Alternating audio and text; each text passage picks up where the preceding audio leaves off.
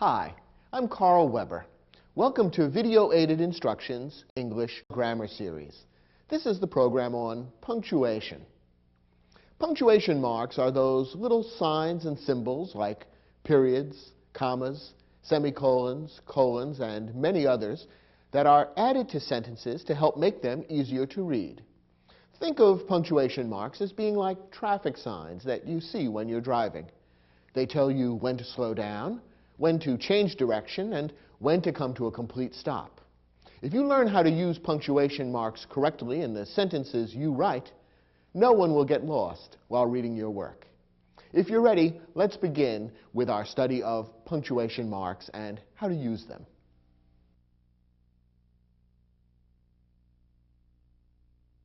As you recall, there are 4 different kinds of sentences: declarative, interrogative, imperative, and exclamatory.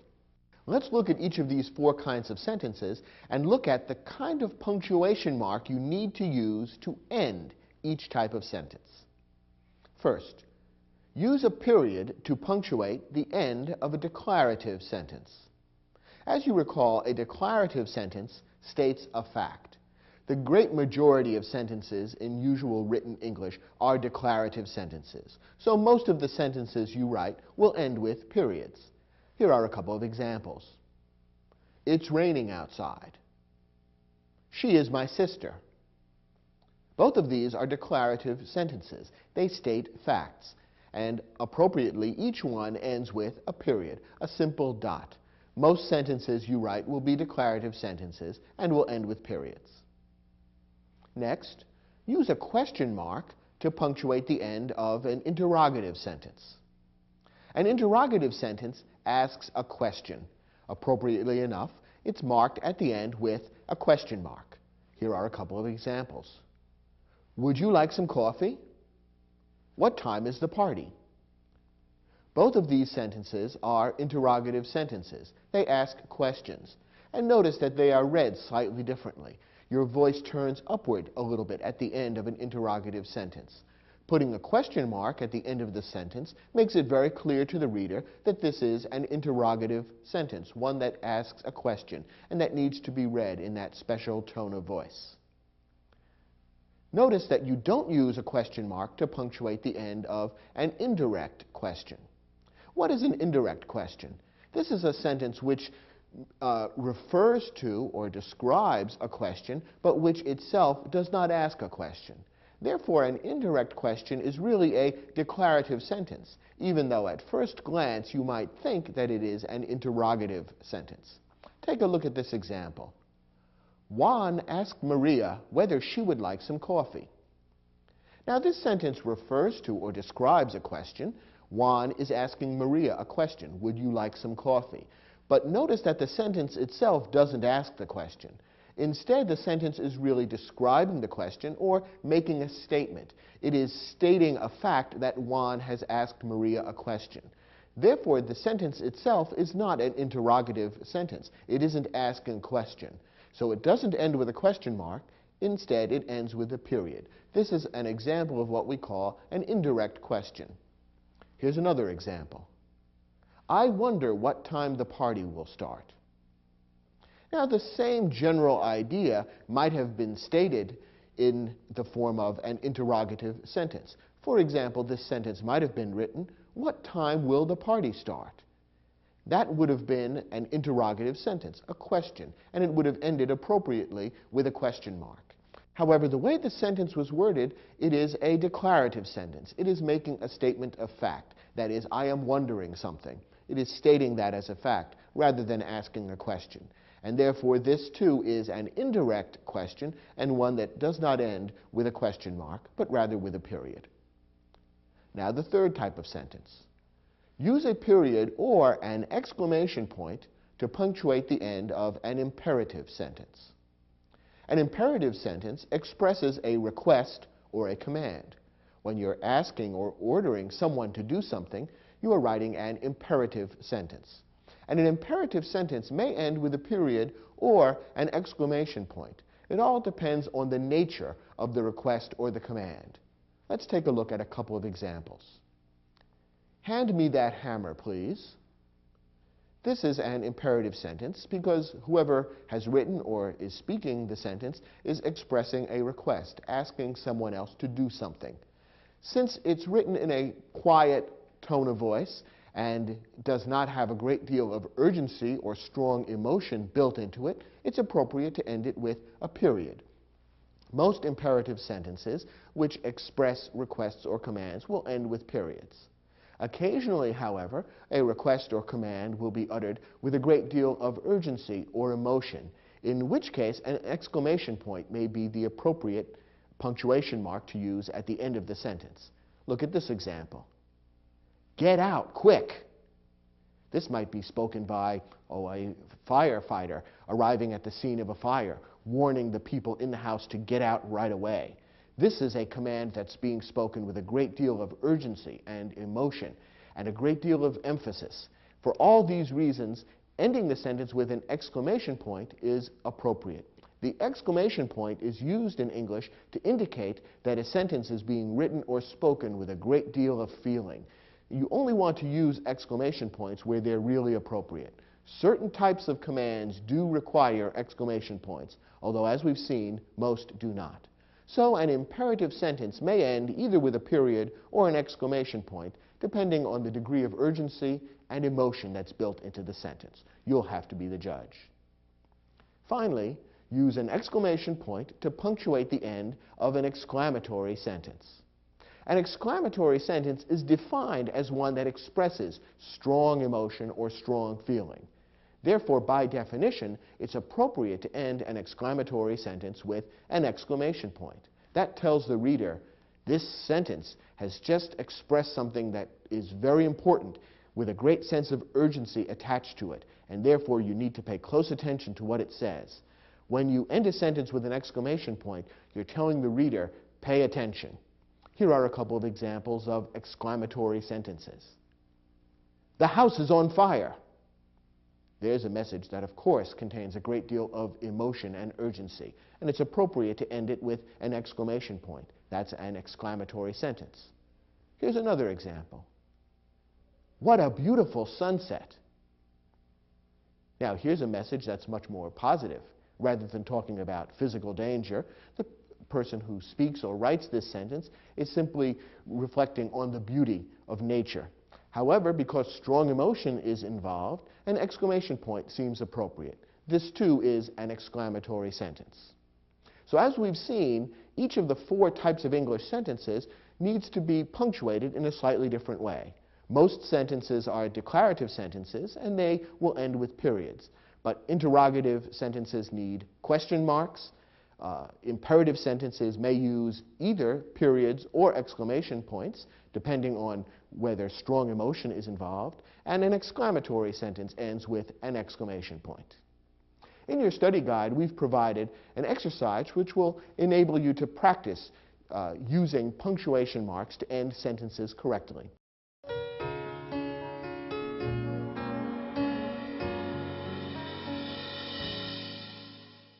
In this exercise, we provided several sentences without end punctuation. Your job is to read each sentence, decide what type of sentence it is, and therefore what type of end punctuation is needed. Let's look at the first example. Where can I buy a portable radio similar to the one you brought to the ball game yesterday? Now, what type of sentence is this? Perhaps you can tell just from the words used that the person who wrote or is speaking this sentence is expressing a question. Therefore, this is an interrogative sentence and ought to end with a question mark. And therefore, it ought to be read in a particular way with that rising inflection at the end, which indicates that this is a question. And the question mark would make it obvious that that's what we're reading. Where can I buy a portable radio similar to the one you brought to the ball game yesterday? Question mark. Next example. After giving me reliable service for 8 years, my car finally broke down last week. Now, what is this sentence doing? Is it expressing a question, like the interrogative sentence we just looked at? No, not really. Instead, it's simply stating a fact. Therefore, this is a declarative sentence and ought to end with a period. As we've said, most sentences that you write will be declarative sentences and will end with periods. Now, perhaps you were tempted to say this is an exclamatory sentence because it expresses a strong emotion, but that's not really appropriate. It's possible that the person who writes or speaks this sentence does have a strong emotion about the fact that the car broke down, but the sentence itself doesn't really speak about that strong emotion. It simply says that the car did break down. And remember, exclamatory sentences should be used rather rarely in your writing. Don't lean toward using a lot of exclamatory sentences. In most cases, treating a sentence as a simple declarative sentence and putting a period at the end is most appropriate, and that would be the correct answer for this question. Next, that's an incredible story. Now here we have a true exclamatory sentence. The person who speaks or writes this sentence is expressing a strong emotion. He or she is saying that the story that has just been told is one that's amazing, incredible, hard to believe, breathtaking. All of those are expressions of strong feeling. And therefore, it would be appropriate to treat this as an exclamatory sentence and end it with an exclamation point. And the sentence, if it were being read aloud, would probably be read in such a way as to convey that strong emotion. That's an incredible story. That's the way you read an exclamatory sentence, and the exclamation point is appropriate. Next example. I'd like to know why the senator voted against the appropriation bill. Now, what is this sentence doing? Is it expressing strong emotion? No, not really. Very mild emotion. Is it asking a question? Well, not really. You might be tempted to think of this as an interrogative sentence because the person who speaks or writes this sentence does have a question in mind. But notice that the question is being stated indirectly, not directly. For this to be an interrogative sentence, it would have to read something like, why did the senator vote against the appropriation bill? Then the sentence would be directly expressing a question. Instead, this is a declarative sentence because it only states the question indirectly. It states as a fact that I am wondering about something or I would like to know something. It is stating that as a fact rather than expressing the question directly. And remember, an indirect question is really a declarative sentence and should be ended with a period rather than a question mark. Next example. Let me have a copy of the paper you wrote for our art history class. What kind of sentence is this?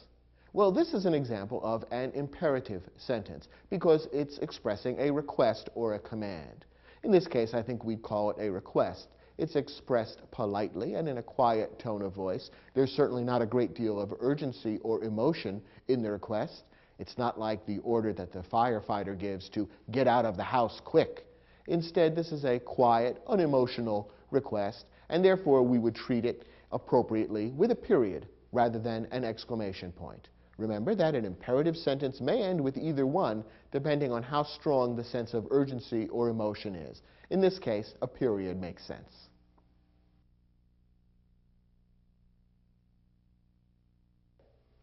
If a period, a question mark, and an exclamation point are like stop signs, you might think of commas as being like yield signs.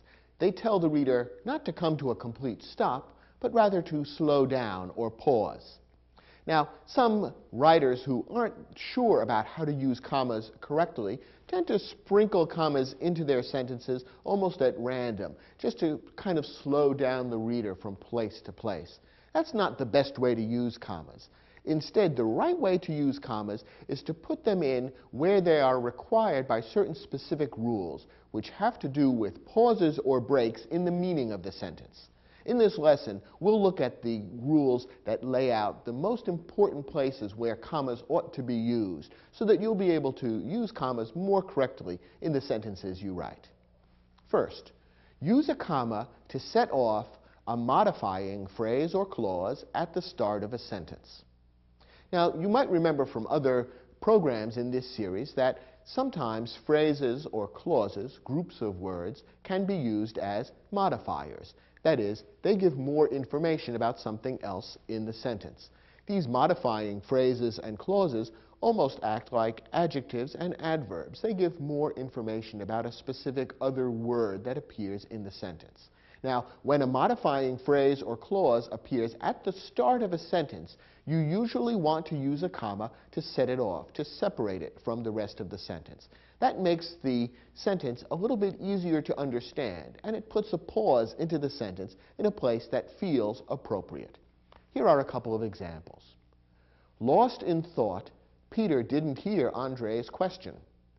Now let's look at the phrase that begins this sentence, lost in thought. What role does this phrase have in the sentence? Well, it acts as a modifier. It gives further information about Peter. It describes or tells something about Peter. Therefore, this is a phrase that's acting almost like an adjective because it's giving more information about a noun that appears elsewhere in the sentence. Because this is a modifying phrase that appears at the start of the sentence, it makes sense to separate it from the rest of the sentence by using a comma. And notice that the pause makes the sentence a little easier to understand, and it seems to fit logically with the meaning of the sentence. Lost in thought, Peter didn't hear Andre's question. Notice that the pause in reading that sentence makes it a little easier to understand and a little clearer, and that's why the comma works in that location. Another example. When I arrived at the beach, the tide was coming in. Here the sentence begins with a clause which acts as a modifier. The entire dependent or subordinate clause, when I arrived at the beach, tells more information about something else that appears in the sentence. The tide was coming in when? When I arrived at the beach. Therefore, that entire clause is acting as a modifier, almost like an adverb, because it gives more information about the verb was coming later in the sentence. The entire clause, then, is a modifying clause, and it ought to be separated from the rest of the sentence by a comma. And that's why we've put in the comma after the word beach. Notice again that the pause after that modifying clause makes the sentence a little easier to understand. When I arrived at the beach, the tide was coming in. The pause seems to make sense, and it makes the sentence a little bit clearer and easier to understand. In this case, we have a modifying clause that begins the sentence, and therefore it's appropriate to separate it by using a comma. Here's another rule about when to use a comma. Use a pair of commas to set off a word or phrase that interrupts the meaning of a sentence. Sometimes you'll write a sentence which has a main train of thought, but there's an additional fact or idea that you want to insert somewhere into the sentence because it's interesting and important, but not necessarily essential to the meaning of the sentence. We consider this group of words an interrupter, something that breaks into the main flow of the sentence. When you put in a group of words like this into a sentence which interrupts the main flow, set it off with commas, a pair of commas, one on either side.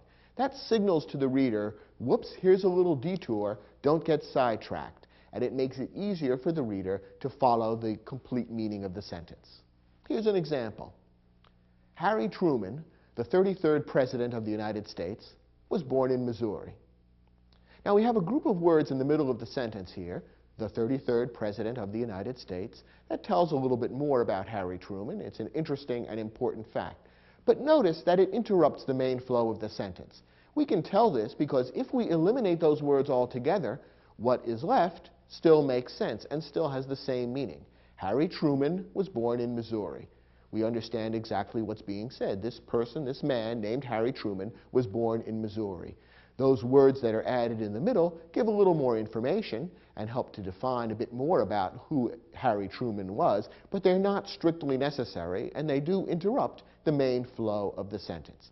Therefore, it's appropriate to set them off with commas, to have a comma before and a comma after that group of words. And again, notice that inserting the pauses when we read the sentence makes the sentence a little easier to understand. Harry Truman, the 33rd President of the United States, was born in Missouri. Notice how the link between the subject of the sentence, Harry Truman, and the verb was becomes a little clearer when we pause to set off those words that interrupt the flow from the subject to the verb. So this is a classic example of a sentence that contains an interrupting phrase. It's good to set that off from the rest of the sentence with a pair of commas. One more example. My uncle, unlike his three brothers, never learned to drive a car. When we eliminate the words unlike his three brothers, the sentence still means the same thing and still makes sense. My uncle never learned to drive a car. Those interrupting words, unlike his three brothers, give a little more information and add an interesting fact, but they're not strictly necessary. So we consider that an interrupting group of words which ought to be set off by a comma at the beginning and a comma at the end. Don't forget that when an interrupting phrase or clause like this appears in the middle of a sentence, it needs to be set off by a pair of commas. Don't forget to put a comma at the beginning and at the end. Sometimes people make the mistake of putting a comma in one place, not the other. That's unclear. To make it clear to the reader that this is a phrase or clause that interrupts the rest of the sentence, you need to set off the entire thing with a pair of commas. Now here's a subtle variation which is important to note. Don't use commas to set off a word or phrase which is essential to understanding the meaning of the sentence. Sometimes a sentence contains a word, a phrase, a group of words which may at first glance appear to be an interrupter. But if you look closely, you realize that the word or phrase is actually essential to understanding what the sentence is saying. When that's the case, don't set it off with commas, because those words are not simply interrupting the flow of the sentence. They're an integral, important part of the flow of the sentence. So understanding the meaning of what's being said and recognizing what's essential and not essential for the meaning is actually very necessary to punctuate the sentence correctly. Let's look at this example. The historian Doris Kearns Goodwin wrote a famous book about Franklin D. Roosevelt. Now, the sentence is saying that Doris Kearns Goodwin wrote this famous book, but it begins with the words, the historian, and you might then think that her name, Doris Kearns Goodwin, is a kind of interrupter. If you take away the interrupter, the sentence does still make a kind of sense. The historian wrote a famous book about Franklin D. Roosevelt. But think about what that's saying. Can we tell which historian is being talked about if we leave out the words Doris Kearns Goodwin? We really can't. Now the sentence is saying the historian wrote a famous book, but we don't know which historian, so we don't really understand what the sentence is saying. It's essential for us to understand the sentence to have those words Doris Kearns Goodwin in there. And therefore, we can't regard those words as a mere interruption. They are essential to the basic meaning of the sentence. We've got to leave them in there, and therefore we shouldn't surround them with commas. When you put a pair of commas around words or a phrase in a sentence, you're implying that those words can be ignored to a degree without changing the meaning of the sentence. That wouldn't be the case here, and therefore you don't put commas around Doris Kearns Goodwin. One more example.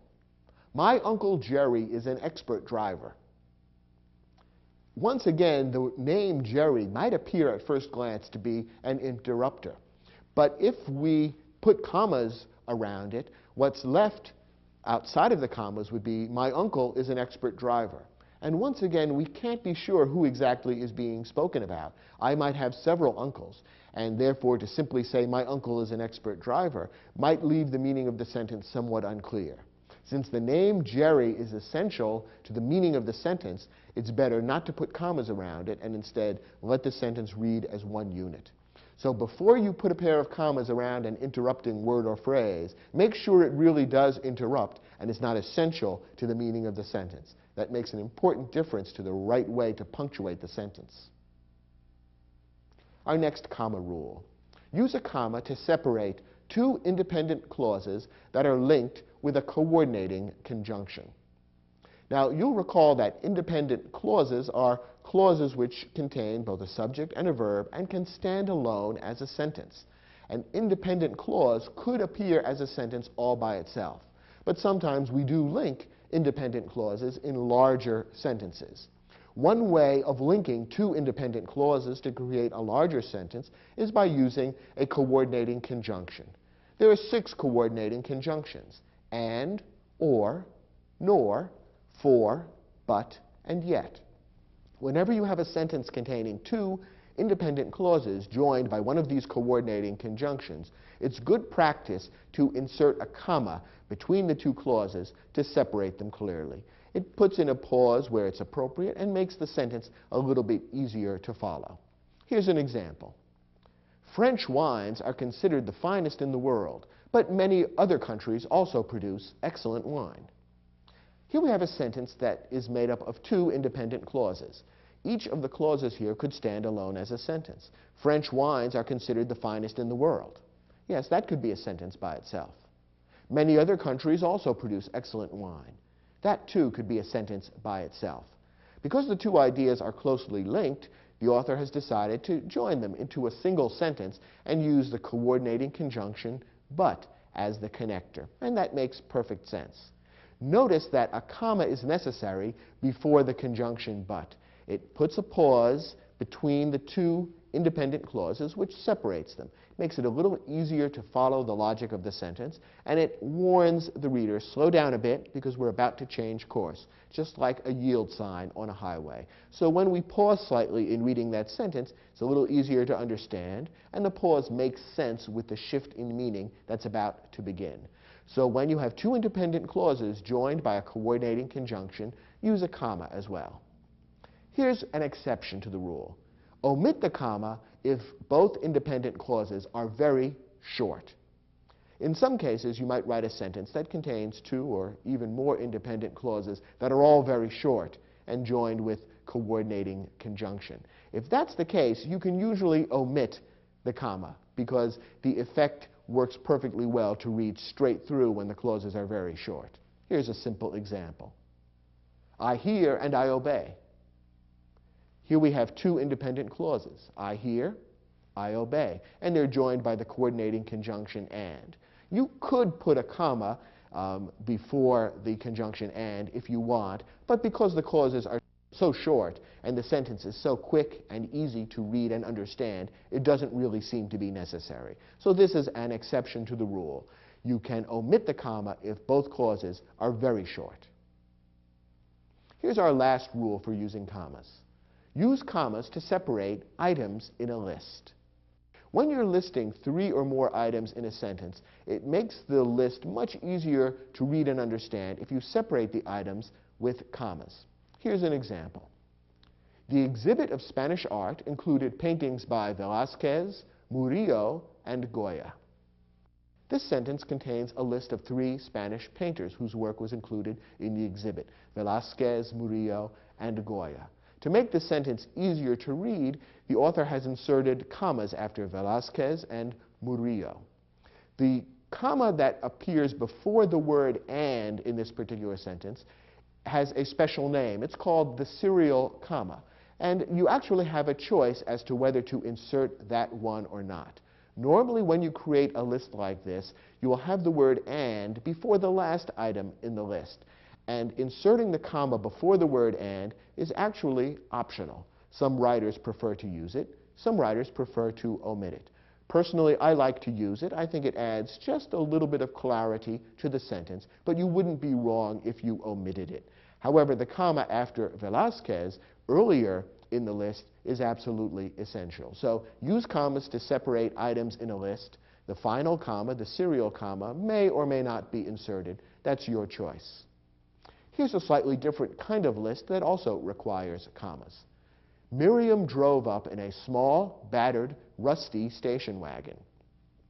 Here we have a sentence that strings together a list of several adjectives, all describing the noun station wagon. What kind of station wagon was it? It was a small one, and a battered one, and a rusty one. So here we have three adjectives in a row, all added to describe a particular noun. Again, it's much clearer if you insert commas between the adjectives. So we have a comma after small and a comma after battered. Notice that you don't insert a comma after the last adjective. The last adjective here is rusty. Station wagon we consider one noun, even though it's made up of two words. Don't think that in this case the noun is wagon and station is another adjective. That's really not the case, because she didn't drive up in a wagon after all. It wasn't a particular type of wagon. It was a type of car that is known by one name, station wagon. So the noun here is station wagon, and the last adjective that precedes the noun station wagon is rusty. And you wouldn't put a comma separating that adjective from the noun station wagon. But you do have commas separating the other adjectives. So small comma, battered comma, rusty station wagon would be the right way to string together the adjectives here. So once again, we have a kind of a list. In this case, it's a list or a series of adjectives. And to make the sentence clearer and easier to read, insert commas after each of the adjectives except for the last one. There are some other instances in which commas might be used in sentences, but the rules we've just given you will cover the vast majority of appropriate places to use commas in your sentences. Turn to your study guide and try your hand at the exercise, which tests your understanding of these rules. When you're finished, come back and we'll look at those sentences together.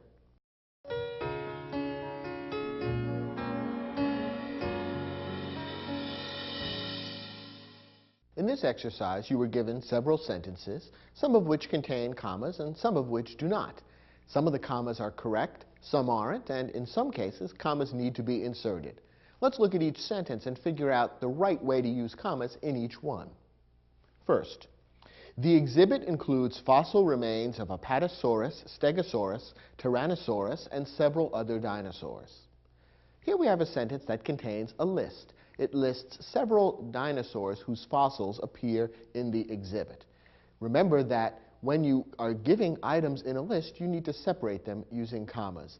And I think you can see that the sentence will be clearer and easier to understand when those commas are inserted. So the sentence should correctly be punctuated this way. The exhibit includes fossil remains of Apatosaurus, comma, Stegosaurus, comma, Tyrannosaurus, comma, and several other dinosaurs. Now, of course, that last comma is the serial comma, the one that appears after the name Tyrannosaurus. So it's really optional. You could include it or not as you prefer. I recommend using it, but it's up to you, and you wouldn't be incorrect if you left it out. Next example. Having been born in Nigeria, Henry, comma, never saw snow until he visited Colorado last winter. Well, there is a comma in this sentence, and we need to ask whether the comma is appropriate. We also need to ask whether there should be a comma somewhere else in the sentence. As it happens, this sentence should contain one comma, but the comma that it contains is actually in the wrong place. Let's take a look at the sentence more closely. Notice the opening words of the sentence. Having been born in Nigeria. What role do those words play in the sentence? What do they describe, or who do they give information about? Well, what those words do is modify the noun that follows, Henry. Those words act as a kind of an adjective, giving us more information about Henry.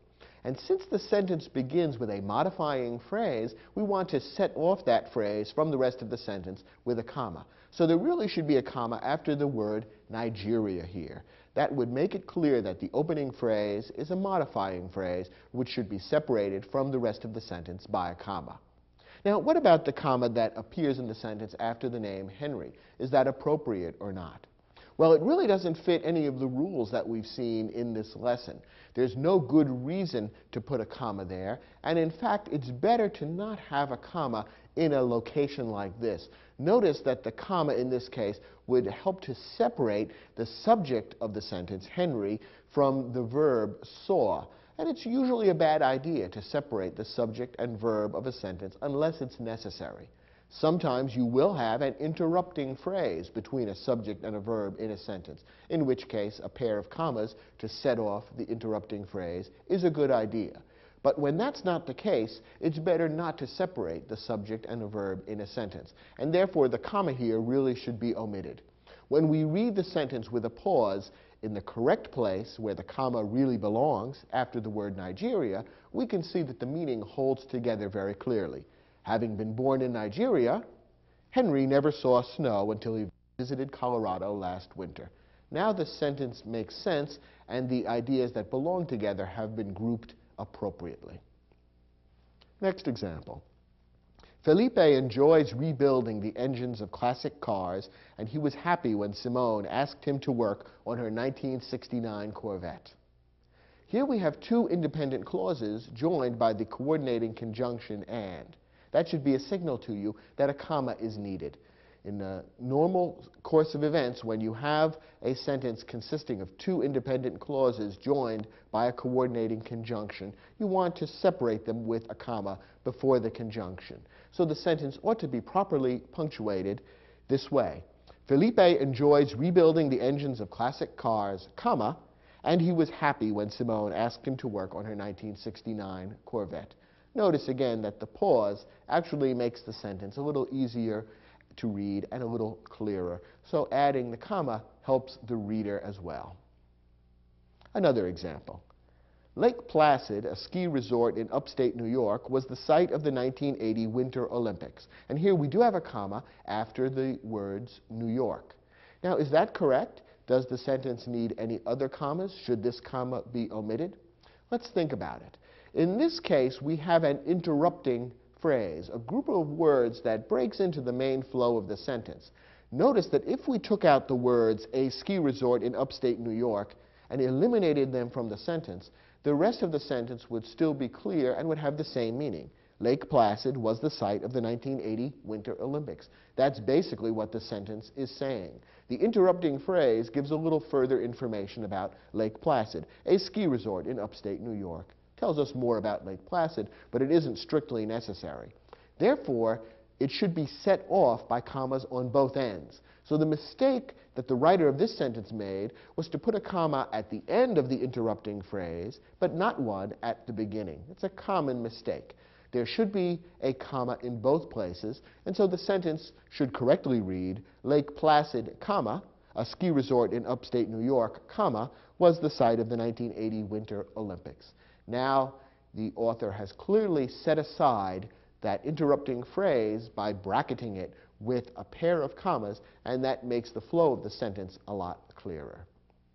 One more example. We spotted the actor, comma, Tom Hanks, comma, having lunch in a restaurant on Madison Avenue. Now here again, we have some words that serve to give more information about or explain some other words that are nearby. I'm talking about the words Tom Hanks. Now, those words in this sentence have been set apart by commas, as if Tom Hanks is an interrupting phrase. Is that correct? Remember our rule. If you eliminate the interrupting phrase, the sentence should still mean the same thing. Is that the case if we eliminate the words Tom Hanks? Does the sentence still say exactly the same thing? We spotted the actor having lunch in a restaurant on Madison Avenue. Suddenly, the meaning of the sentence is unclear. We don't really know what actor is being described. The sentence suddenly does not have the same meaning.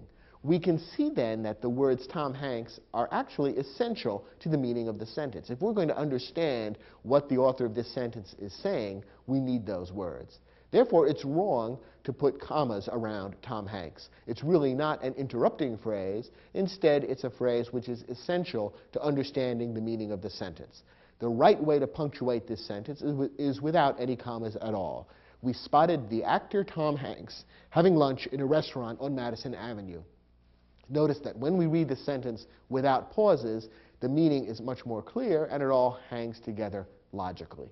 So knowing where to put the commas in sentences like these requires that you really think about the meaning of the sentence and how the various parts fit together so that the commas can accurately reflect the meaning of the sentence and help your reader to navigate appropriately.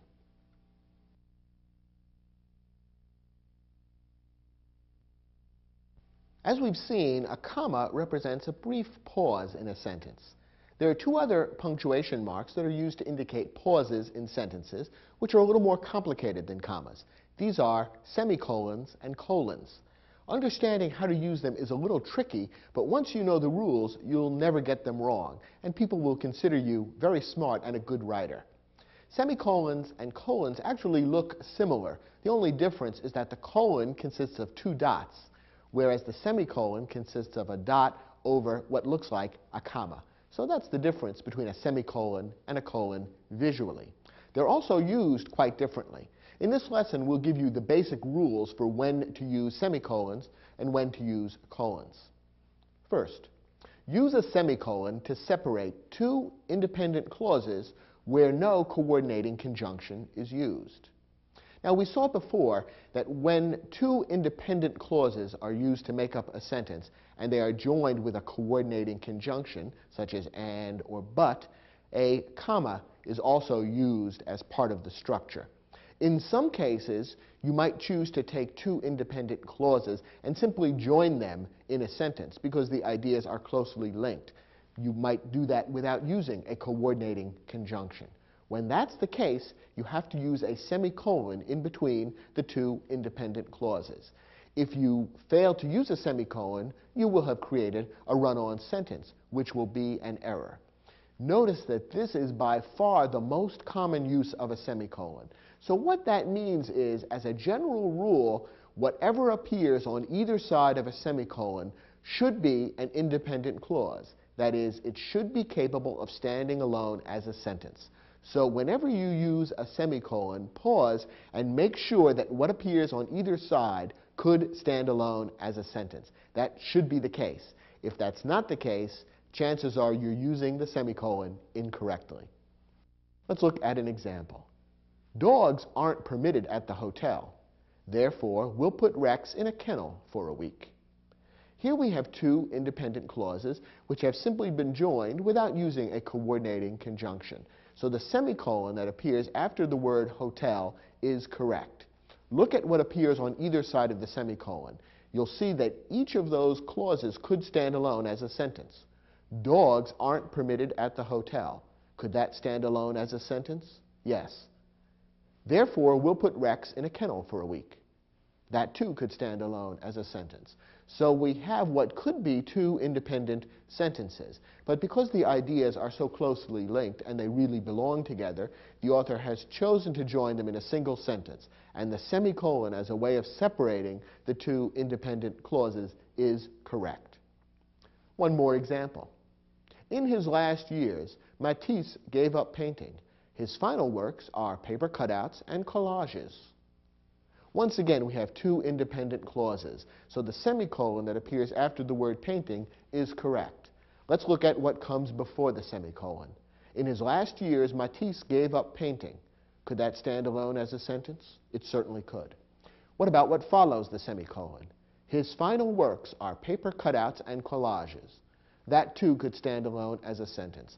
So in this case, the semicolon has been used correctly. So remember, whenever you are linking two independent clauses without a coordinating conjunction, you need to use a semicolon between them. And a semicolon should basically only be used when what appears on either side could be a complete sentence standing alone. Now, there are a couple of minor exceptions as to the use of semicolons. That is, a couple of instances when semicolons could be used without separating independent clauses. Here's the most important one. Use a semicolon to separate items in a list when the items themselves contain commas. This is a tricky one, and it doesn't come up terribly often, but often enough so that you ought to know the rule. As we saw in our lesson about commas, items in a list should normally be separated by commas. But there are times when you are writing a list that contains a number of lengthy items, the items themselves being so lengthy and complex that they actually contain commas or pauses. If you string those together, the whole sentence can become very complicated and difficult to read. Therefore, to add another layer of separation between the items, it can be a good idea to use semicolons to separate the items. Otherwise, you can't tell where one item begins and the next one ends. Let's take a look at this example, and you'll see what I mean.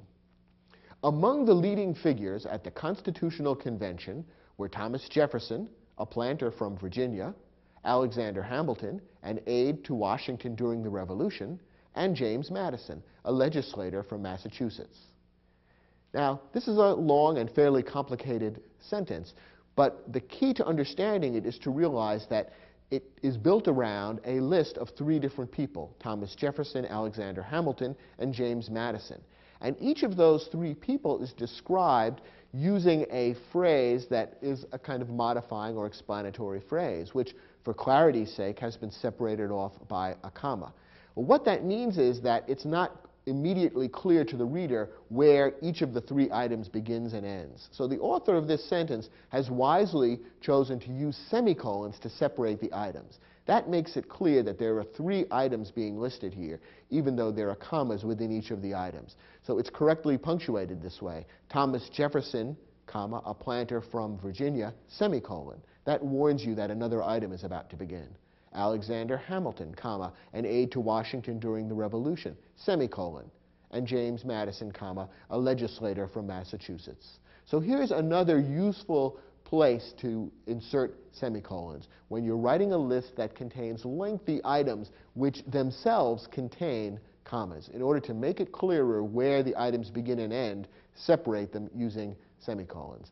In this case, notice that the semicolons do not separate independent clauses. These are not groups of words that could stand alone as sentences. Most of the time, semicolons are used only for that purpose. But here is an exception which occasionally comes up and which you need to be aware of. Now let's turn to colons. Use a colon to indicate that what follows is equivalent to what precedes the colon. In other words, a colon is used to introduce a group of words that restate or say in other words what you just said before the colon. What appears on either side of the colon, then, should be more or less equivalent or equal in meaning.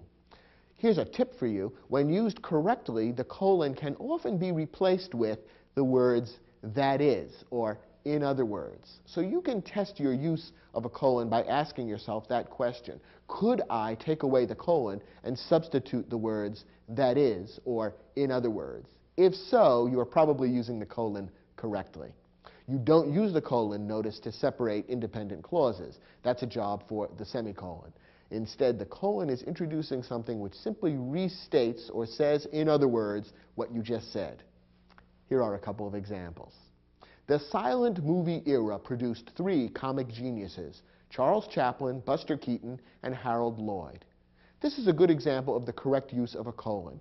We put the colon after the word geniuses, introducing that list of Charles Chaplin, Buster Keaton, and Harold Lloyd. Notice that what appears on either side of the colon is more or less equivalent.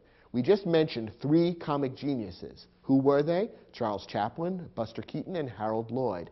Those three names are equivalent to or equal to what was stated just before the colon, three comic geniuses. Let's try our tip, our test for using a colon correctly. Could we take away the colon and replace it with the words that is, or in other words? We could.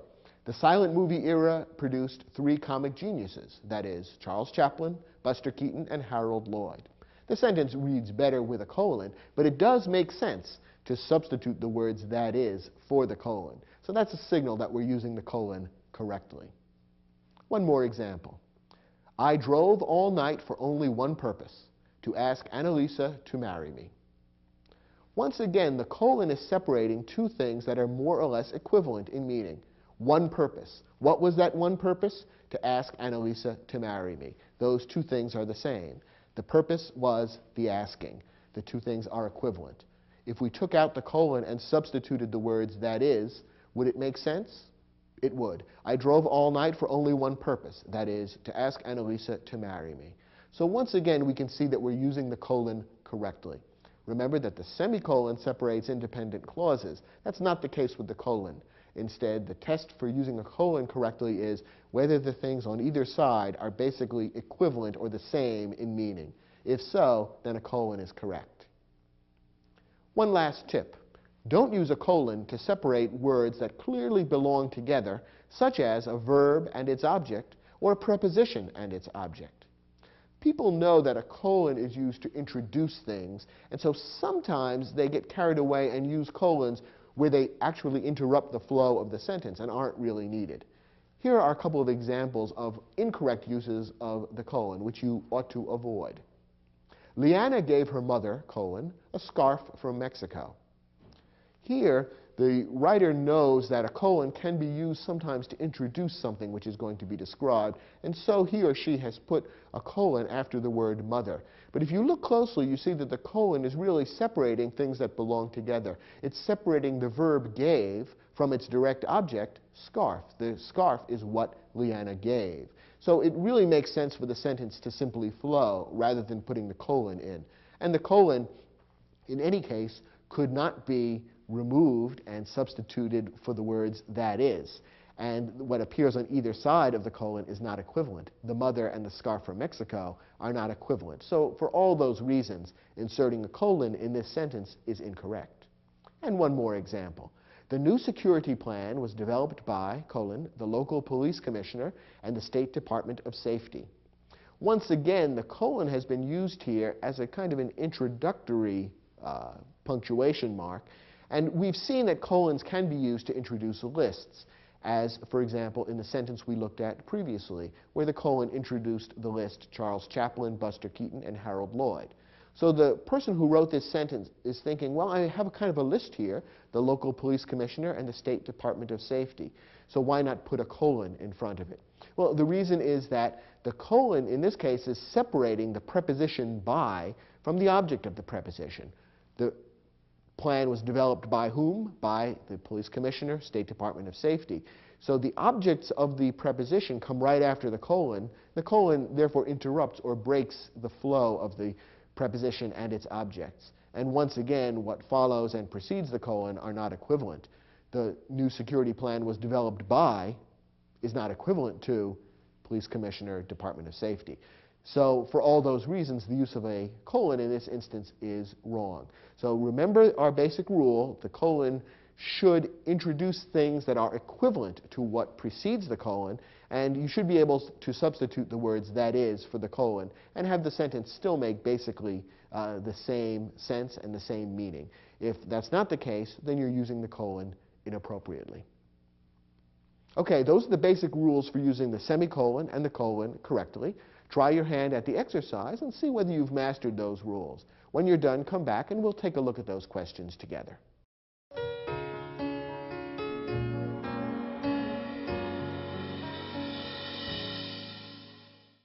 Now, in some of these sentences, colons or semicolons may appear, and when they appear, they may or may not be used correctly. In other instances, semicolons or colons ought to be inserted. So your job is to read each sentence and figure out what ought to be done about semicolons and colons. Let's look at the first example. To this day, millions of opera lovers consider one man the greatest singer of all time, Enrico Caruso, the renowned Italian tenor. Now, there are no semicolons or colons in this sentence.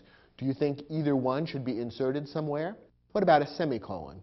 Remember that a semicolon would normally be used when you have two or more independent clauses joined without a coordinating conjunction. Could this sentence be broken down into two parts that could each stand alone as a sentence? No, not really. There's only one clause here. Opera lovers consider is the subject and the verb, and there's really only one independent clause, and therefore a semicolon wouldn't really be appropriate. But there is a place where a colon ought to be used, and that would be after the expression, the greatest singer of all time, colon, because what follows is equivalent to or a restatement of what comes before. The greatest singer of all time is who? Enrico Caruso, the renowned Italian tenor. So what comes before and after the punctuation mark there is basically equivalent in meaning. So a colon would be the appropriate punctuation mark to use. Notice that we could also use the words "that is" instead, and the sentence would mean very much the same thing. That's a good test as to whether a colon is appropriate or not. So to correct this sentence, after the word time, use a colon rather than a comma. Next example. If you see a parking spot on the street, put your car there. Otherwise, use a parking lot. Now, this sentence, again, doesn't contain any semicolon or colon. Does it need one? The answer is yes. In fact, as written, the sentence is actually an error. It's a run-on sentence. Let's break it down and see how that works. The sentence begins with a dependent clause or a subordinate clause, a clause that cannot stand alone as a sentence. If you see a parking spot on the street, it has the subject you, the verb see, and it begins with the subordinating conjunction if, which means that it can't stand alone as a sentence. What follows then is an independent clause, one that could stand alone as a sentence. Put your car there. Here the verb is put, the unspoken subject is you. It's telling you to do something, and it could stand alone as a sentence. Put your car there. And what follows is yet another independent clause, which could also stand alone as a sentence. Otherwise, use a parking lot. So we have a subordinate clause followed by two independent clauses, which are simply joined together without a coordinating conjunction or a semicolon. To be correct, we need a semicolon separating the two independent clauses. So the sentence would then read, if you see a parking spot on the street, comma, put your car there, semicolon. Otherwise, comma, use a parking lot. The semicolon is needed to separate the two independent clauses which are being joined together without a coordinating conjunction. What appears on either side of the semicolon should be able to stand alone as a sentence, and when you read the sentence that way, you can see that that in fact is the case. So insert the semicolon after the word there, and the sentence is now correct. Next example. Under relentless questioning by the teacher, Joanne finally admitted that, colon, she had copied part of her paper from a book in the school library. Now, is the colon being correctly used here? We've seen that colons often do introduce things, but what the colon should introduce is a restatement of what immediately precedes. In this case, what follows the colon is, she had copied part of her paper from a book in the school library. Is there anything that comes before the colon that's equivalent to that or means basically the same thing? Not really. So in this case, the colon is really separating things that belong together. It's not introducing a restatement. And if you apply the test of could it be deleted and replaced with the words that is, or in other words, you can see the sentence wouldn't really make sense.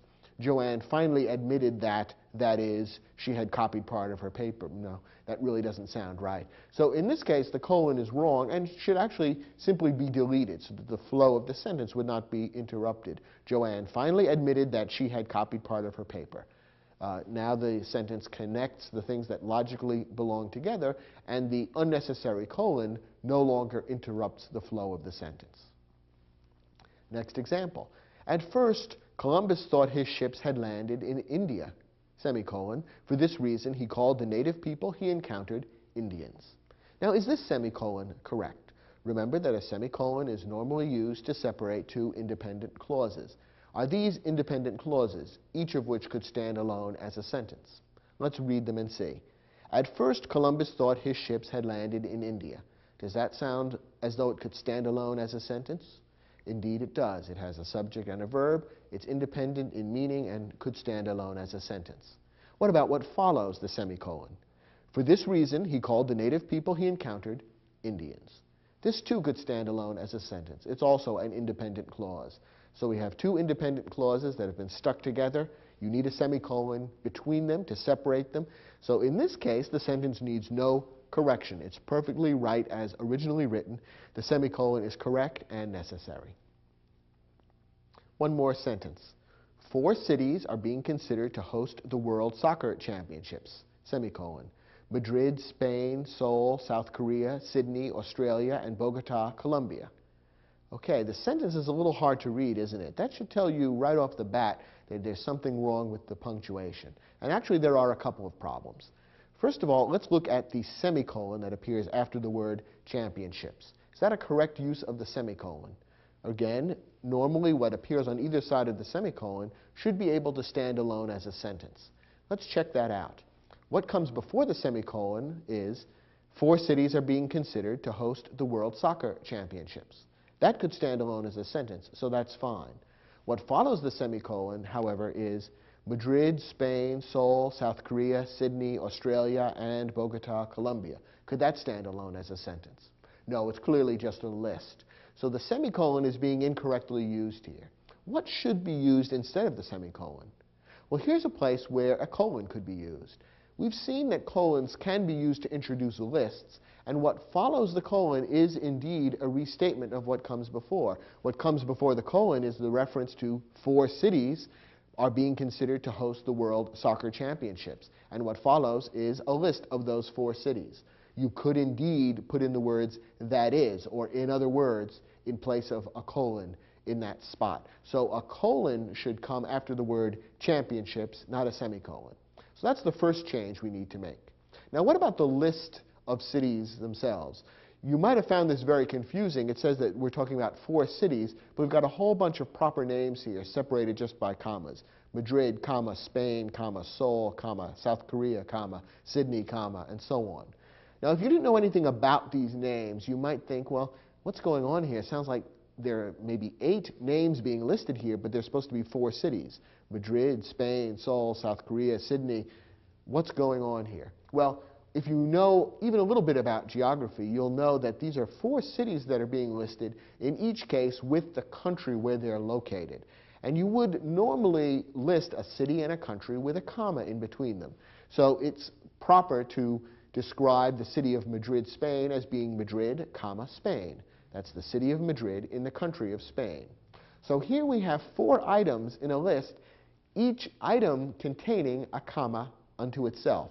So we have Madrid, comma, Spain, Seoul, comma, South Korea, Sydney, comma, Australia, and Bogota, comma, Colombia. Now, what do we do when we have items in a list, each of which contains a comma? For clarity's sake, this is the other instance where we would use a semicolon. We can separate the items in the list with semicolons just because the items themselves contain commas, and it's confusing if you only use commas. You can't tell then where one item begins and the next item ends. So the proper way to punctuate this list would be to use semicolons between the items, and that way it's easy to tell where each item starts. And the list would then read Madrid, comma, Spain, semicolon, Seoul, comma, South Korea, semicolon, Sydney, comma, Australia, semicolon, and Bogota, comma, Colombia. Now the list is clear, easy to understand, and we can tell where each of the 4 city names begins and ends. That's the other use of the semicolon, the exception to the rule that normally semicolons should only be used to separate independent clauses.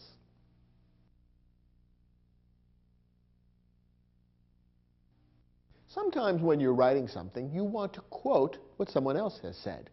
This might happen, for example, in a short story or a diary where you're writing about an incident from life, either imagined or real, and you have characters who exchange dialogue, who talk to one another. It might also happen in an essay that you might be writing for a class at school where you want to quote what some other writer has said, or perhaps quote from a figure from history. In all of these cases, you need to use quotation marks to show where the words you are quoting begin and end. Here's the basic rule. Use quotation marks to set off the words in a direct quotation. Since the quotation marks have to indicate where the quoted words begin and end, quotation marks are always used in pairs, and they're sometimes referred to as opening and closing quotation marks, beginning and ending quotation marks. Any expression like that is equally clear and equally correct. The important thing to realize is that you always need both of the pairs of quotation marks. You need quotation mark at the beginning of the quotation and at the end, so it's very clear to the reader where the quotation begins and ends. Here's a simple example. "I have a dream," said Martin Luther King, Jr. The words that Martin Luther King, Jr. actually said were, "I have a dream." So to indicate which words those were, we put the opening quotation marks before I and the closing quotation marks after dream. You'll notice that we also have inserted a comma after the word dream, preceding the quotation marks. In a moment, we're going to look closely at the rules about that, but as a general practice, quotations are usually set off from the rest of the sentence with commas. There's no hard and fast rule about that, but that's what most writers do, and it's a safe rule for you to follow. The important thing at this point to remember is that the exact words of the quotation must be set off by a pair of quotation marks at the beginning and end of the quotation. Now, how exactly do you combine quotation marks with other punctuation marks? It can be a bit tricky. Here's the rule. Put periods and commas inside the closing quotation marks. Put other punctuation marks outside unless they themselves are part of the quotation. Before we go further, I should explain that the practice of putting periods and commas inside the closing quotation marks is what's done in the United States. In England and other countries where British practice is followed, the periods and commas often appear outside the closing quotation marks. But if you are writing and working in the United States, it's safe to put periods and commas inside the closing quotation marks, as we did a moment ago with our quotation from the famous speech of Martin Luther King, Jr. Notice that, however, other punctuation marks should be put outside the closing quotation marks unless they themselves are part of the quotation. This would apply, for example, to colons, semicolons, exclamation points, and question marks. And another rule to remember is don't double up on punctuation marks. That is, in and around quotations, you don't need or want to put both a period and a question mark, for example, which you might be tempted to do if there's a question mark within the quotation. Let's take a look at some examples that will help you sort out what could be a confusing set of rules. The first example reads as follows. Paula said, "I'll be back by dinner time."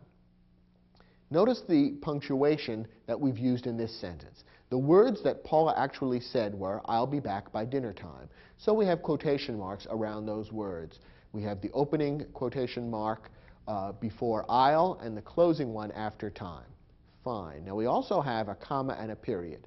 As we indicated a moment ago, you usually will set off the quotation with a comma from the rest of the sentence. So we have a comma after the word "said." Paula said, comma, "I'll be back by dinner time," so that the words that Paula said are being separated from the rest of the sentence by a comma.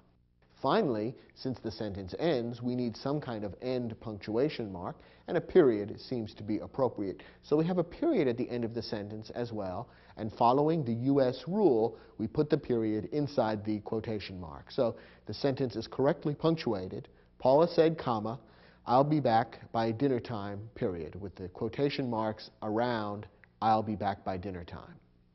Now let's look at this next sentence for a slightly different problem.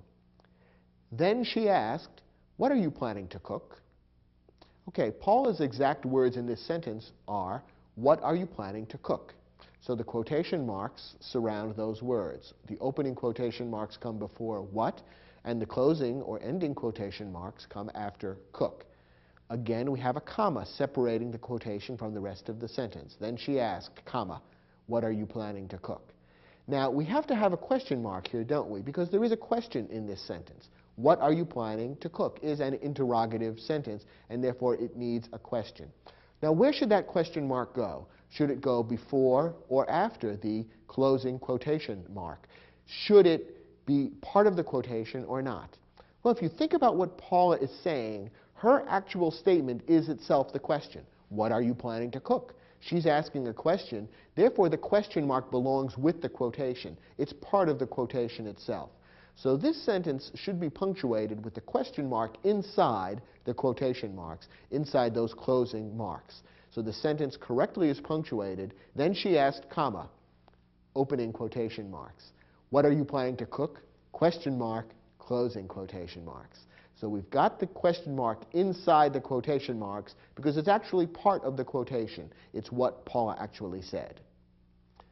Now for a third example, which has to be handled a little differently. Kevin answered, "I think I'll make beef stroganoff. At least that's what I think he said." Okay, here we have Kevin making a statement, and the author of this sentence goes on to make a separate statement, "At least that's what I think he said." So let's see how we should punctuate this. What are Kevin's actual words? "I think I'll make beef stroganoff." That's the actual quotation from Kevin. So the quotation marks should be around those words. The opening quotation marks will come before "I," and the closing quotation marks come after stroganoff. Once again, we have a comma separating the quotation from the rest of the sentence. Kevin answered, comma, and then the quotation appears.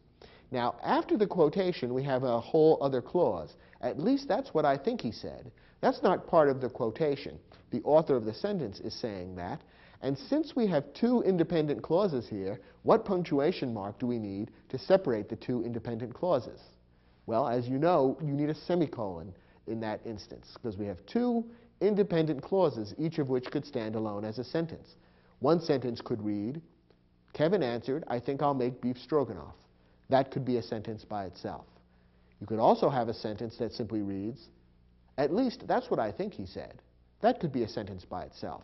Since we have two independent clauses simply stuck together, we need a semicolon between them. But now the question is, where does the semicolon go in relation to the quotation marks? Well, remember our rule. Other punctuation marks, other than commas and periods, go outside of the closing quotation marks unless they're part of the quotation. Is the semicolon part of what Kevin said, "I think I'll make beef stroganoff"? Not really. Kevin just made that statement, and there's no semicolon within that. He's not connecting it to some other statement. So the semicolon is really grammatically necessary as part of the larger structure, not as part of the quotation itself. Unlike the example we saw before, where the question mark was part of what Paula said. So in this case, the semicolon is not actually part of the quotation, and it should go outside of the quotation marks. So the sentence would be correctly punctuated. Kevin answered, comma, open quotation marks, I think I'll make beef stroganoff, closing quotation marks, semicolon, at least that's what I think he said. So the rules can get a little tricky as to where the punctuation marks go in relation to the quotation marks. The key thing to remember is comma and period you can always put inside the closing quotation marks. Other punctuation marks, it all depends on whether the punctuation mark is actually part of the quotation or not. If it is, it goes inside the quotation marks, otherwise outside. And with practice, you'll find that the rule is not that difficult to understand and practice. Just think about these particular rules each time you write a sentence with a quotation in it, and in time you'll become comfortable with the rule. Now, quotation marks are also used in a couple of other specific circumstances, the most important of which is governed by the following rule. Use quotation marks to set off the titles of essays, poems, articles, stories, and chapters in books. Normally, quotation marks are used for the titles of shorter works. Most other titles, for example, the titles of full-length books, are either underlined if you are handwriting or typing your work, or printed in italics, which is the case in a printed book or when you're typing on a computer. So generally speaking, as a rule, the titles of longer works, such as full-length books, are underlined or printed in italics, while the titles of shorter units, such as essays, poems, articles, and stories, would be contained within quotation marks. And there are other rules for other types of literary or other works, and you'll have to refer to a grammar handbook for more specialized instances. But generally speaking, the titles of shorter works would be contained within quotation marks. For example, my favorite short story is Shirley Jackson's The Lottery. Here the title of the story is The Lottery, so the quotation marks appear around those words, the lottery. And once again, the sentence ends with a period, which, like all periods, goes inside the quotation mark. Use single quotation marks to set off the words in a quotation within a quotation. Normally, again, in American practice, the quotation marks that we use are double quotation marks. That is, you see the two little curlicues that make up the quotation mark. However, there is such a thing as a single quotation mark, which is used for a very specific purpose. It doesn't come up that often, but occasionally it does come up. Once in a while, within a quotation, there is a quotation. That is, within the quoted words, the person who is saying those quoted words is himself quoting someone else. When that's the case, you need somehow to set off that inner quotation from the larger outer quotation. And it would be a bit confusing if you simply use the same kind of quotation marks, because after a while people would become confused. Is this the quote within the quote, or is it just the larger quote? Therefore, the practice that has evolved over time is to use double quotation marks for normal quotations, and in the unusual circumstance where there is a quotation within a quotation, to use single quotation marks to set that off. Here's an example of how that might look.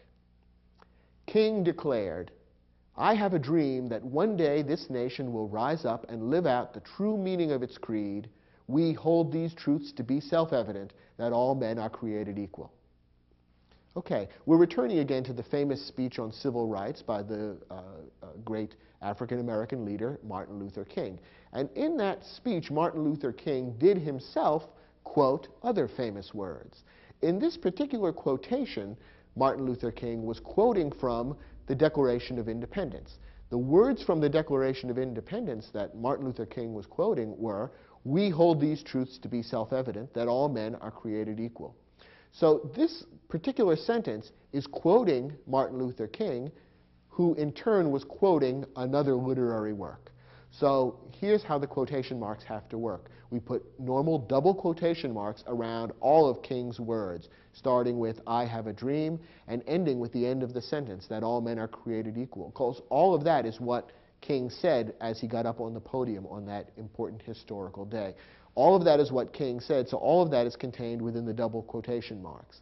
But then within the quotation, where King was himself quoting the Declaration of Independence, we use the single quotation marks to set off those words and make it obvious to the reader where the quotation within the quotation begins and ends, which does mean that at the end of the sentence, the single and double quotation marks appear together. It's a little tricky, and you have to look closely to see what you're seeing, but that's the right way to do it. So the sentence is correctly punctuated this way: King declared, comma, opening double quotation marks, "I have a dream that one day this nation will rise up and live out the true meaning of its creed, comma, opening single quotation marks. We hold these truths to be self-evident, that all men are created equal, period, closing single quotation marks, closing double quotation marks." And that's the way the sentence should be constructed. Will this come up often in your writing? Not at all. But it will occasionally happen, and when you're reading, you'll see sentences written this way. So it's important to understand the rule, not only for your writing, but also so that when you're reading written works, you'll understand exactly how the quotation marks work. Finally, quotation marks are often misused. Don't use quotation marks for emphasis or to cast doubt. Here are a couple of examples of ways that you'll see quotation marks used, which are really not right. In one case, it's actually wrong, and in the other case, it's kind of a sloppy or lazy use of quotation marks. Our first example, which is strictly wrong, is sometimes you'll see signs in stores or other locations that read something like this: "Special today, quote, fresh corn on the cob." The author of this sentence is trying to emphasize the word fresh. He's trying to say, wow, it's really fresh. You really want this corn on the cob. But by putting the quotes around the word fresh, he's making it sound as though he is quoting some other source, that the word fresh comes from someone else, which doesn't really make sense.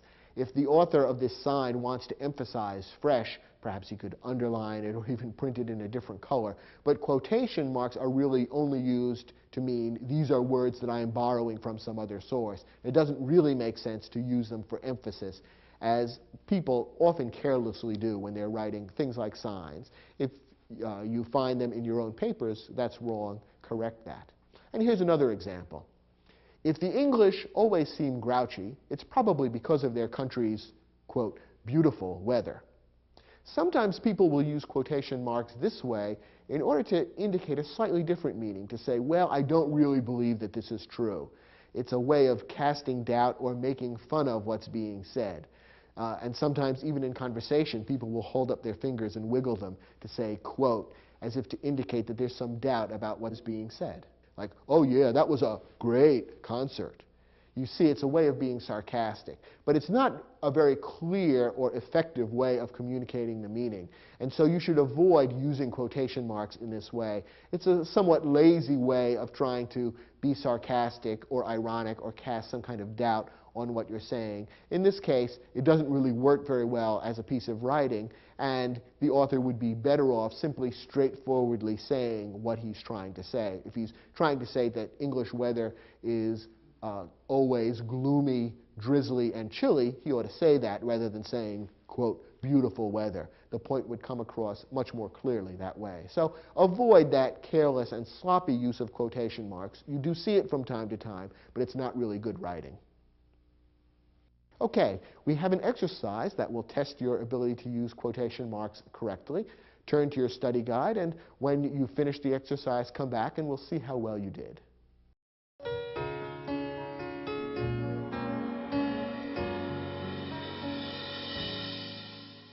Now, in these sentences, quotation marks have been omitted, and we've also left out some of the punctuation marks that ought to be included. So you can have the fun of figuring out which punctuation marks belong here and where they ought to go in relation to the quotation marks. So let's go through each of these sentences and see how well you were able to figure that out. First, as Robert Frost remarked in his poem, Mending Wall, good fences make good neighbors. Now, there are actually two things in this sentence that need to be enclosed within quotation marks. There's the quotation itself, the words that come from the poem. The quotation is, "Good fences make good neighbors." So we want to put double quotation marks, normal quotation marks, around that entire sentence. So we'd have opening quotation marks before good and closing quotation marks after neighbors. In addition, the title of the poem, Mending Wall, should also be contained within quotation marks. Remember that titles of poems are one of the kinds of titles that would normally be enclosed within quotation marks. So we'd have quotation marks around Mending Wall.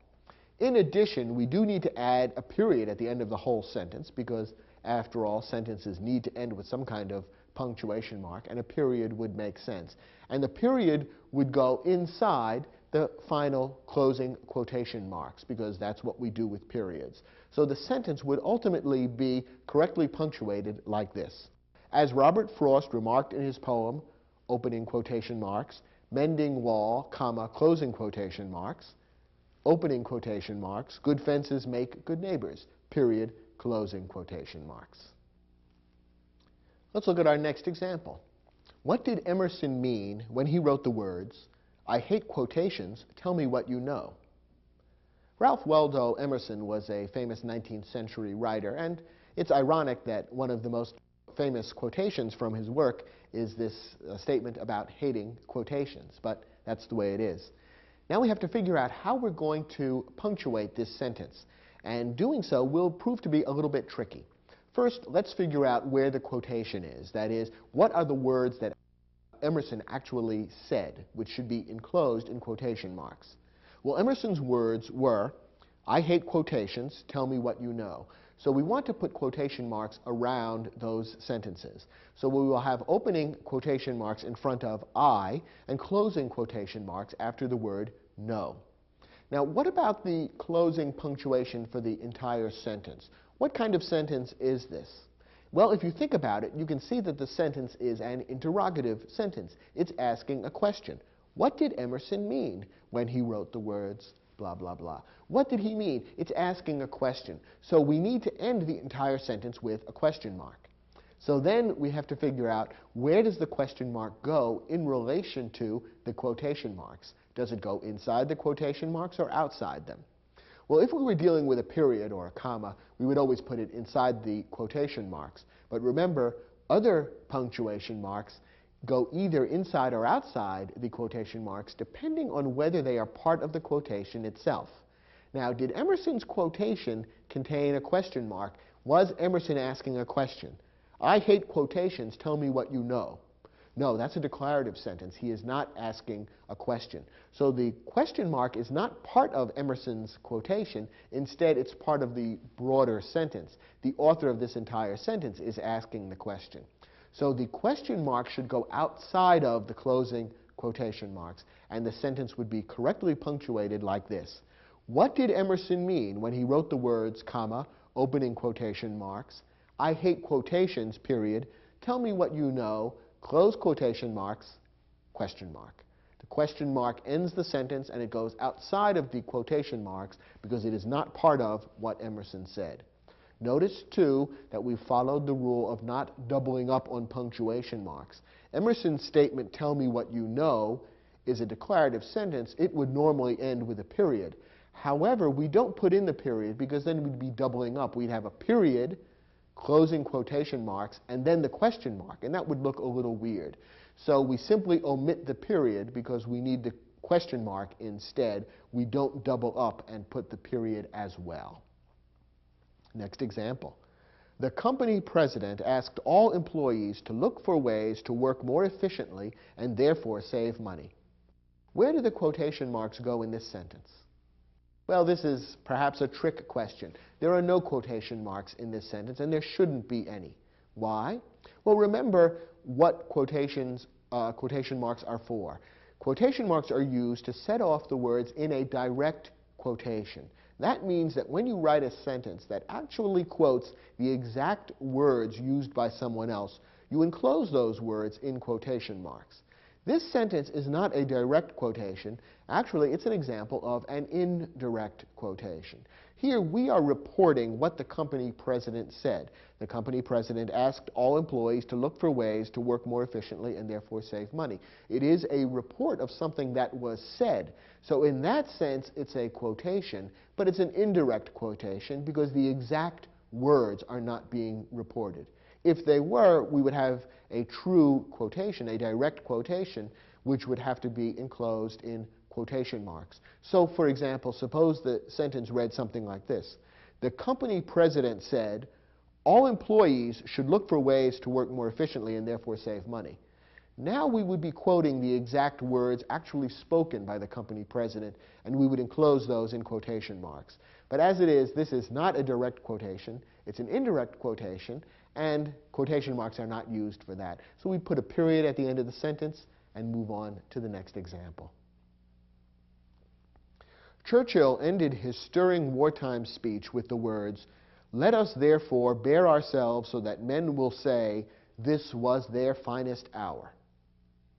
Okay, here's another slightly complicated example. And by the way, for purposes of this exercise, we've slightly shortened the actual quotation from Churchill. So if you ever look up the actual speech, you'll see the words are a little different. But we're organizing it this way just to make the exercise a little clearer and easier. What exactly did Churchill say? Well, the exact words used by Churchill were, "Let us therefore bear ourselves so that men will say, this was their finest hour." Okay, Churchill said that whole thing, so therefore all of those words should be enclosed in quotation marks. So we would have opening quotation marks before the word let and closing quotation marks after the word hour. However, we notice there's something else going on within this quotation. Churchill himself is quoting other words. He is quoting what men in the future might say about the people of today. And what might those men of the future say? They would look back on the people of Churchill's own historical time and say, this was their finest hour. So Churchill is imagining what the words of a future person might be and quoting them within his quotation. So we have here that unusual situation of a quotation within a quotation. So here is where single quotation marks need to be used, and we'll put the single quotation marks around the words, this was their finest hour. And we will also use a comma to separate that quotation from the broader quotation. And finally end the whole thing with a period inside all of the quotation marks, because that's where periods always go. So we've got a quotation within a quotation here, and that's why we'll use both double quotation marks for the bigger quote and single quotation marks for the smaller quote within a quote. The sentence as a whole then will be punctuated like this. Churchill ended his stirring wartime speech with the words, comma, opening double quotation marks.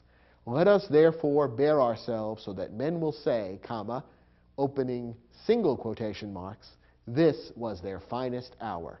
Period, closing single quotation marks, closing double quotation marks. You have to look closely to make sure you've set up all the layers of quotation marks correctly. But if you do, then the reader will be able to understand exactly what Churchill said and exactly where Churchill was quoting from the imagined speech of some future person. And therefore the entire structure of this rather complicated quotation will be clear. Final example. Everyone chuckled when Kevin quipped, "Why is it that the teacher only calls on me when I haven't done my homework?" Okay, we have a quotation here. What exactly did Kevin say? What are the words that should be within the quotation marks? Well, Kevin said, "Why is it that the teacher only calls on me when I haven't done my homework?" So we want quotation marks around all of that. So we will have opening quotation marks before the word why and closing quotation marks after the word homework. Now, we can also see that a question is involved here. The question is exactly what Kevin said. Kevin is asking a question. Kevin's own statement is an interrogative sentence. Why is it that the teacher only calls on me when I haven't done my homework? So we're going to need to end this sentence with a question mark to reflect the fact that Kevin is asking a question. But where does the question mark go? Well, remember that the question mark, like other punctuation marks other than period and comma, only goes within the quotation marks when it's actually a part of the quotation. And that is the case here. Kevin's actual quotation is itself a question, and therefore the question mark is part of the quotation. So here we will put the question mark inside the closing quotation marks because it's all part of what Kevin said. So the sentence should be correctly punctuated like this. Everyone chuckled when Kevin quipped, comma, opening quotation marks. Why is it that the teacher only calls on me when I haven't done my homework? Question mark, closing quotation marks. As you can see, knowing how and where to use quotation marks can be a little tricky, and combining them with other punctuation marks takes a little bit of practice. But follow the rules that we've given you in this lesson, keep working at it, and soon I think you'll find you can handle these without making any errors.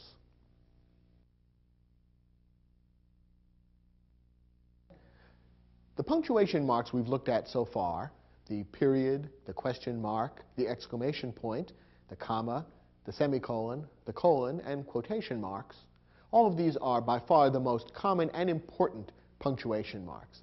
There are a few other marks, though, that you ought to know how to use, even though as a writer you're better off using them relatively infrequently. So the punctuation marks that we're going to talk about in this lesson are ones that, generally speaking, you should avoid using a lot. Some writers do use these punctuation marks heavily, and usually that has a bad effect on style. Nonetheless, it's important to know about them, and we'll cover them briefly in this lesson. First, parentheses. Parentheses, like quotation marks, always have to be used in pairs. They're those little curved symbols, and parentheses are used to set off words or phrases that interrupt the meaning of a sentence. Now, we've already seen that pairs of commas can be used to set off words that interrupt the meaning of a sentence. Parentheses would mark a stronger interruption. The words within parentheses should truly be relatively unimportant or non-essential for the meaning of the sentence, and almost words that the reader could ignore and still capture the gist of the meaning of the sentence. So only use parentheses when you want to insert some additional words or an additional fact or idea that's relatively unimportant, but you just want to kind of toss it in to the sentence. Here are a couple of examples of how parentheses could be used. Everyone in Los Angeles, at least everyone I know, seems to be writing a screenplay.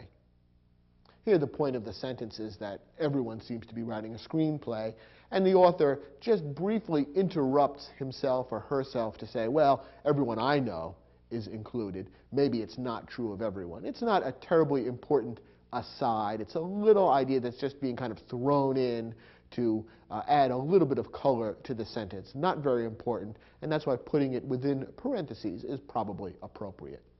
Another example. John Lennon, 1942 to 1980, was a member of the Beatles, the most famous group in the history of pop music. Okay, the author wants to give you a basic piece of information about John Lennon, and while he's at it, he thinks, well, I might as well throw in John Lennon's birth and death dates. That might be useful to the reader. And rather than write a whole separate clause or sentence about that, I can easily insert those dates just by putting them within parentheses after the name John Lennon. And very often in encyclopedias or other reference works, you will see a parenthetical insertion used for just this purpose, to stick in an additional piece of information in a way that's unobtrusive and which the reader can ignore or look at if they're interested. So here's another good example of how parentheses can be used. Some people get into the habit of using parentheses a lot in their writing, and that's not too good because then sentences constantly feel like they're breaking apart and being interrupted. So avoid using parentheses a lot, but once in a while, for a statement that's truly an aside like this, you can use them. Another punctuation mark that's used for an abrupt break is a dash. Use a dash to indicate an abrupt break in the meaning of a sentence. A dash should feel like a more sudden and sharp break or interruption in the sentence than a comma, semicolon, or colon.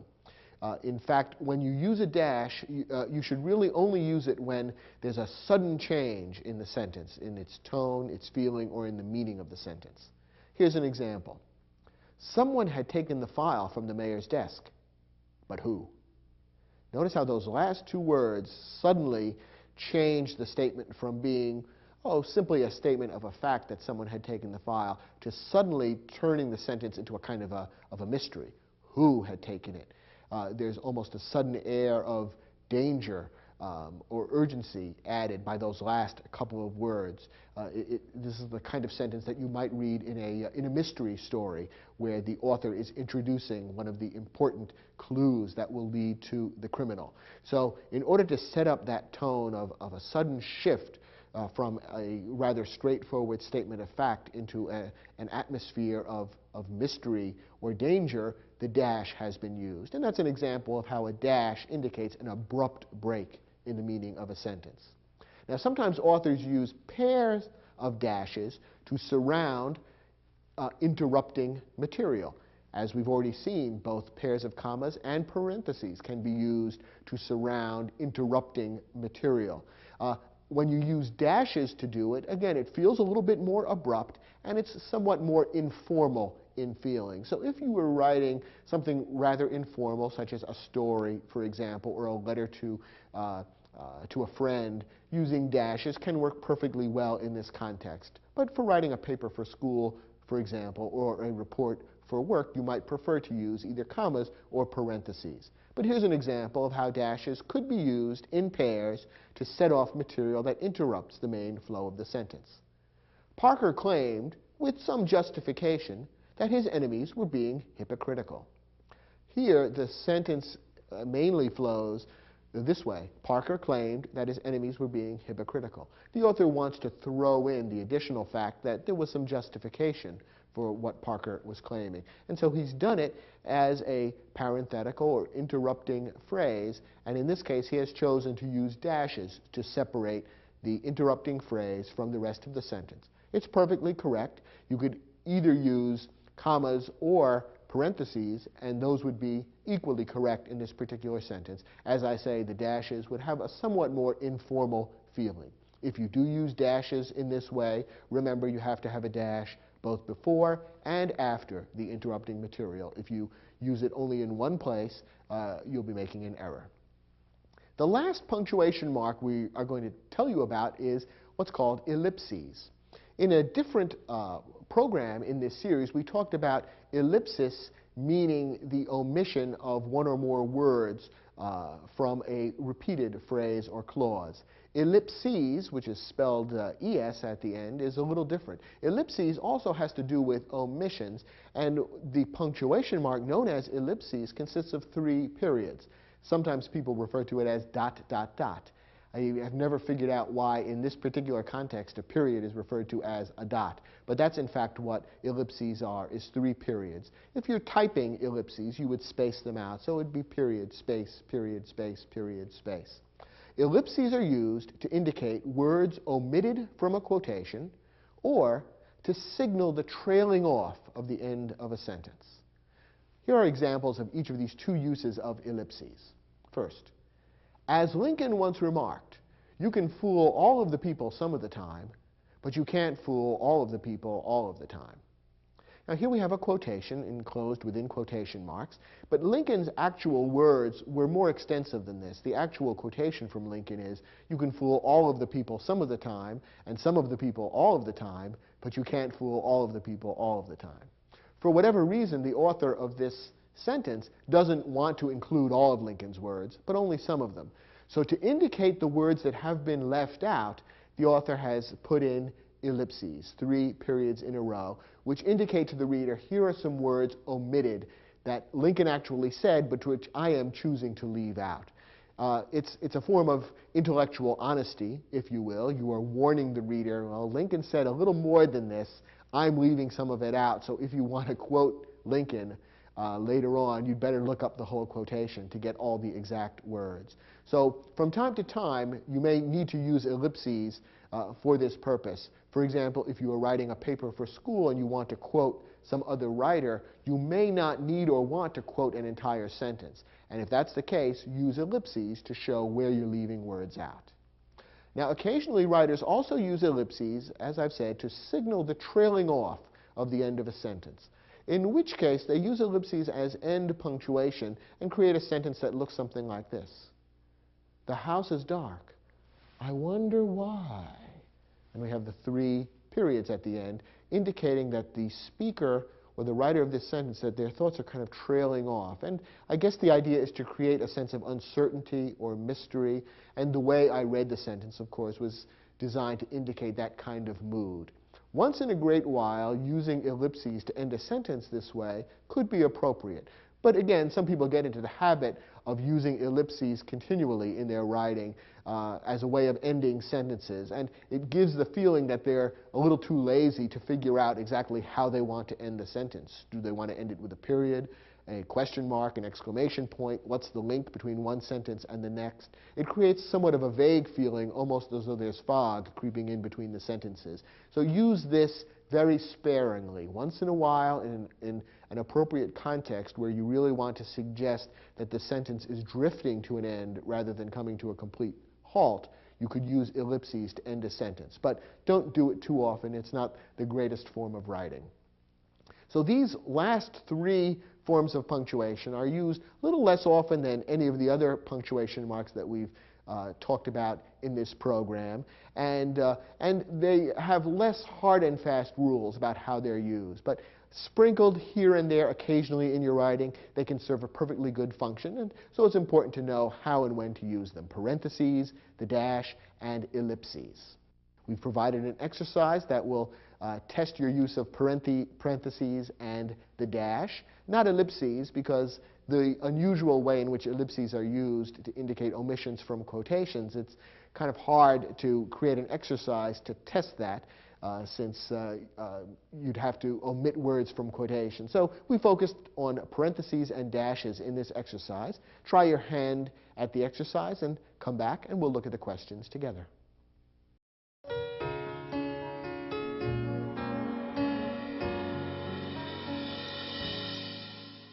In this exercise, we've given you some sentences where either parentheses or dashes could be used, and we've even suggested at the end of the sentence which might be appropriate.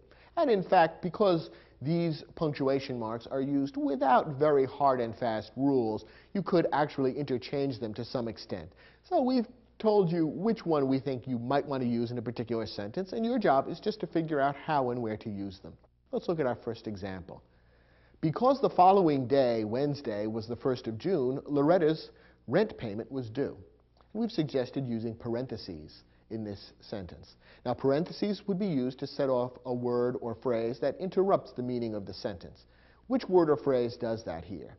Well, in this case, the word Wednesday gives a little additional information. It tells you specifically what the following day was, and might make the story a little easier for someone to understand or to follow. But that would be appropriate to enclose in parentheses. So the best use of parentheses in this sentence would be, because the following day, open parentheses, Wednesday, end parentheses, was the 1st of June, Loretta's rent payment was due. Next example. Napoleon's exile to the island of Elba marked the end of his career, or so it seemed. And we've recommended that you insert a dash or dashes somewhere into the sentence. Now, a dash, remember, is used to signal an abrupt break in the meaning of the sentence. Is there an abrupt break anywhere here? Well, yes. The last 4 words of the sentence take a very different tack from the remaining part of the sentence. Up to that point in the sentence, we're being told that Napoleon's career was over. But the last 4 words tell us, something different is going to happen, or so it seemed. When we read those 4 words, we realize that the sentences that follow are going to tell us about how Napoleon actually started his career again after being exiled to Elba. So there is a sudden break in meaning there, and that's where we would insert the dash. So the sentence could now read, Napoleon's exile to the island of Elba marked the end of his career, dash, or so it seemed. The dash alerts the reader, aha, a sudden unexpected change is happening. Next example. The Battle of Bull Run, known in the South as First Manassas, was the first major encounter of the Civil War. And we've suggested that you use parentheses somewhere in this sentence. Well, this is a good example of another way that parentheses can be used to give some additional information about a fact that's mentioned in the sentence, and to do it in a way that's not obtrusive, but which, if the reader finds it useful or helpful, then fine, the reader knows where that information appears. In this case, the words known in the South as First Manassas ought to be enclosed in parentheses. You can see why. The battle is mainly known as the Battle of Bull Run, but within a certain part of the United States it has a different name. If this sentence is being read by someone who happens to be from Georgia, let's say, in school they might have learned the name First Manassas, and so having it in parentheses for them would help clarify for them exactly which battle is being described. Most readers, however, will probably ignore the parenthetical phrase or skim over it in their reading, and that's why putting it in parentheses is useful. It sets this particular information aside as not very important, but it's nice to have in case the reader wants it. So the sentence would then read, the Battle of Bull Run, open parentheses, known in the South as First Manassas, close parentheses, was the first major encounter of the Civil War. Next sentence. When we compare today's automobiles to those of a century ago, we can see that much has changed. In fact, practically everything has changed. And we want to see you insert a dash into this sentence. Now, where is there an abrupt or sudden break in the meaning of the sentence? Well, it comes between the word changed and the phrase in fact. The sentence there suddenly shifts from saying that a lot of things have changed to saying actually everything has changed. It's almost as though the speaker of the sentence or the writer of the sentence is interrupting his own thinking to say, much has changed? What am I saying? Everything has changed. It's like they're correcting themselves in midstream. So putting the dash there indicates the break in meaning, and the sentence would then read, when we compare today's automobiles to those of a century ago, we can see that much has changed, dash. In fact, practically everything has changed. Another good example of the use of the dash. And our last sentence. In a later section of the book, chapters 4 through 6, the author describes in detail the early struggles of the American labor movement. And you're asked to pick certain words and enclose them within parentheses.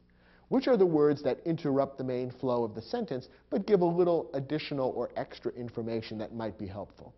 In this case, the interrupting words are chapters 4 through 6, so we would enclose those in parentheses.